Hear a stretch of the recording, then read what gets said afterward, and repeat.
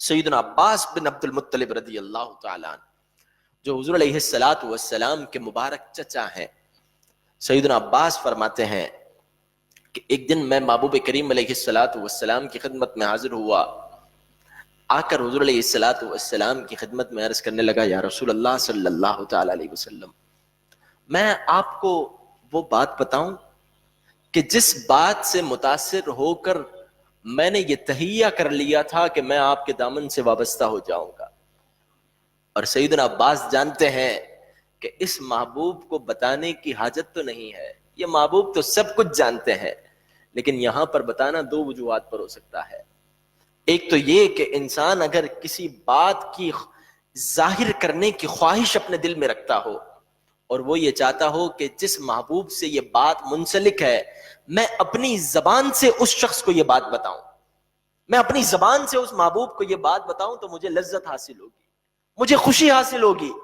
سیدنا عباس یا تو اس وجہ سے ارشاد فرما رہے ہیں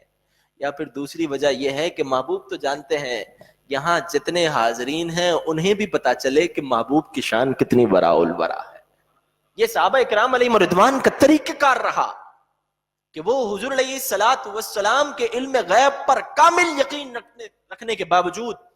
وہ اپنے ایمان لانے کے واقعات، اپنے معاملات وہ محبوب کریم علیہ السلام کی مجلس میں بیان کرتے تاکہ سارے لوگوں کو پتہ چل جائے کہ اس محبوب کو رب نے کتنی عظمتیں عطا فرمائی ہیں۔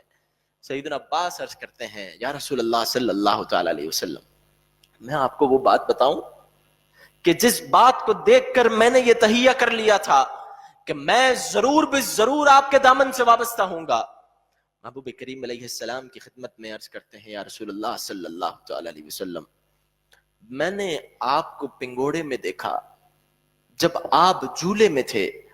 تو میں آپ کو اس وقت دیکھا کرتا تھا کہ آپ چاند سے سرگوشی فرمایا کرتے تھے، آپ پنگوڑے میں ہوتے ہوئے چاند سے سرگوشی فرماتے تھے، اور میں آپ کو دیکھتا تھا کہ آپ اپنی مبارک انگلی چاند کی طرف جس طرف اشارہ کرتے، چاند کی طرف کر کے جس سمت پر آپ چاند کو حکم دیتے چاند اسی جانب چلا جایا کرتا تھا۔ محبوب کریم علیہ السلام ارشاد فرماتے ہیں، اے چچا،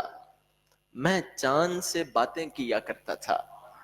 میں چاند سے کلام کیا کرتا تھا اور وہ مجھ سے باتیں کرتا تھا، اور میں اس کے عرش الہی کے نیچے، امام بیہقی رضی اللہ تعالیٰ نے اس روایت کو لکھا ہے، حوالے کے ساتھ کلام ہے۔ امام بیہقی فرماتے ہیں کہ محبوب کریم علیہ السلام نے ارشاد فرمایا کہ میں چاند سے باتیں کرتا تھا اور چاند مجھ سے باتیں کرتا تھا، اور وہ جو عرش الہی کے نیچے سجدہ کرتا تھا میں اس کے سجدے کی تسبیح کو اس وقت بھی سنا کرتا تھا اور آج بھی سماعت کرتا ہوں۔ محبوب کریم علیہ السلام کی سماعت پر اور حضور علیہ السلام کے کلام سننے پر آج یہ امت بحث کرتی ہے۔ محبوب نے تو یہ فرمایا کہ میں اس وقت کہ جس وقت کی چچا تم بات کر رہے ہو، جب چاند عرش الہی کے نیچے سجدہ کرتا تھا اور سجدہ کر کے جن الفاظ میں تسبیح بیان کیا کرتا تھا میں اس وقت بھی اس کی تسبیح کو سماعت کرتا تھا اور آج بھی سماعت کرتا ہوں۔ جب عرش الہی کے نیچے سجدہ ریز چاند کی تسبیح کو محبوب سماعت کر رہے ہیں تو پھر اگر سینکڑوں میل ہوں یا ہزاروں میل ہوں،